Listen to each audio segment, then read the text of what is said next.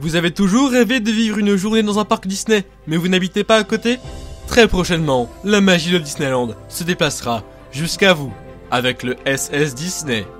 Un véritable parc d'attractions construit sur un bateau se déplaçant autour de la planète pour vous permettre de profiter de cet univers féerique. Alors n'attendez plus et vérifiez dès maintenant les prochains arrêts du SS Disney. Le SS Disney, la magie traverse les océans pour vous. Billets à partir de 100 € par personne. La glace part, la glace remplace. Bonjour, je suis... On peut donc dire que ce projet a coulé.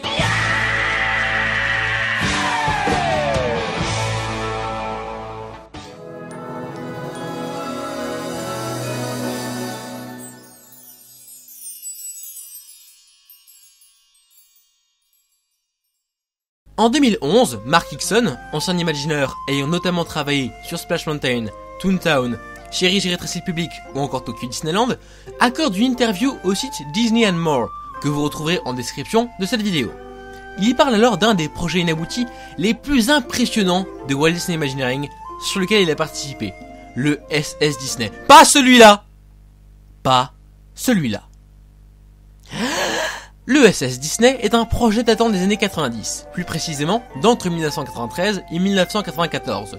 L'idée était de transformer un super pétrolier, un bateau qui transporte généralement le pétrole du Moyen-Orient vers d'autres pays, en un véritable parc à thème flottant. Mark Hickson fut donc désigné par Walt Disney Imagineering comme chef de projet et directeur technique suite aux 13 ans d'expérience de construction navale qu'il possédait. Le principe de cet incroyable projet était de proposer l'expérience Disney et de promouvoir la marque dans des pays où la compagnie n'envisagerait jamais de construire un parc à thème. Par exemple, Mark Hickson évoque des villes du Pacifique occidental, comme Séoul, Beijing, Shanghai, Hong Kong, Taïwan, Manille, Jakarta ou Singapour, mais également Sydney, Brisbane, Melbourne, Dubaï, Cape Town ou encore Honolulu. Les critères de recherche étaient un endroit où garer le bateau, où les guests pourraient venir et qui ne dérange pas le trafic. En effet, le bateau devait rester environ 2 mois à chaque port, pour voyager environ 2 semaines jusqu'au prochain port.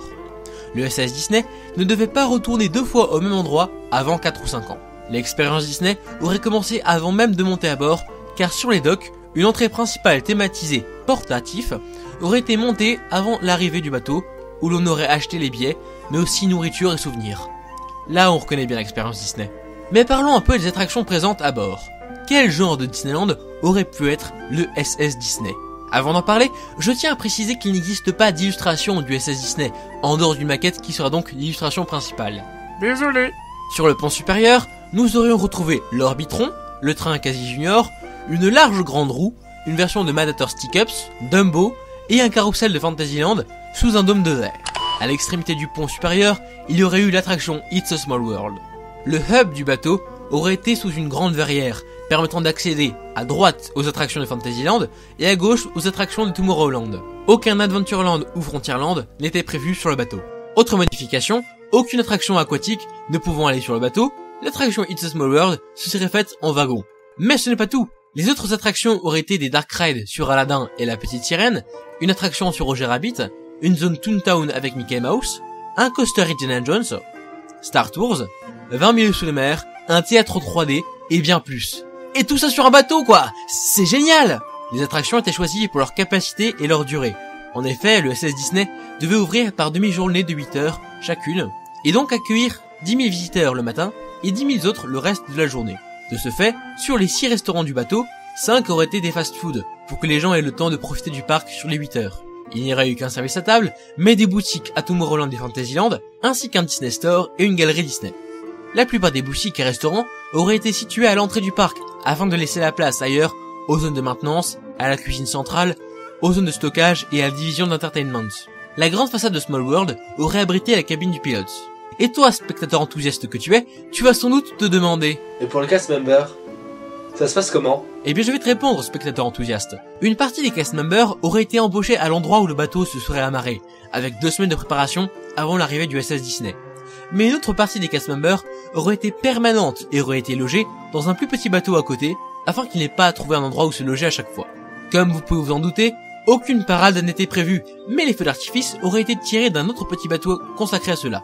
Ce qui fait 3 bateaux en tout, non? C'est bien, spectateur enthousiaste. Je te félicite d'avoir été au CP. Merci. Comme vous avez pu le voir, le SS Disney aurait été le parfait parc à thème flottant. Un vrai parc Disney mobile, ce qui aurait pu être très impressionnant. Mais si on en parle, c'est que le projet n'a malheureusement pas vu le jour. Pourtant Michael Eisner, ancien directeur général de la Walt Disney Company, et Frank Wells, ancien directeur exécutif de la Walt Disney Company, adoraient ce projet. Mais après la mort accidentelle de Frank Wells en 1994, les choses changèrent. Le conseil d'administration ne voulait pas un parc à thème flottant, mais un bateau de croisière considéré comme plus facile et moins cher à faire. Michael Eisner se laissa convaincre, et c'est ainsi que naquit la Disney Cruise Line, mais que mourut le projet du SS Disney. La Disney Cruise Line est l'héritière de ce projet, avec plusieurs bateaux de croisière autour du monde, proposant une expérience Disney, se rapprochant de plus en plus des parcs à thème. Mais le SS Disney aurait pu également inspirer le concept de Disney Quest, véritable parc à thème interactif d'intérieur. Mais aujourd'hui, Shanghai et Hong Kong, destination prévue pour le SS Disney à l'origine, accueillent des parcs Disney, tandis que cela fait des années que des rumeurs survivent pour Dubaï et Sydney. Mais alors, que pensez de ce projet? Auriez-vous aimé vous rendre dans un port et monter à bord d'un parc à thème Disney flottant et de vivre une expérience unique au monde? Comme dit plus tôt, toutes les informations proposées dans cette vidéo proviennent d'une interview de Mark Hickson pour Disney & More. Vous pourrez la retrouver en entière en description, si vous souhaitez plus d'informations sur les SS Disney. Par contre, tout est en anglais, donc désolé pour les non-anglophones. Un véritable parc à thème Disney flottant, à faire classer.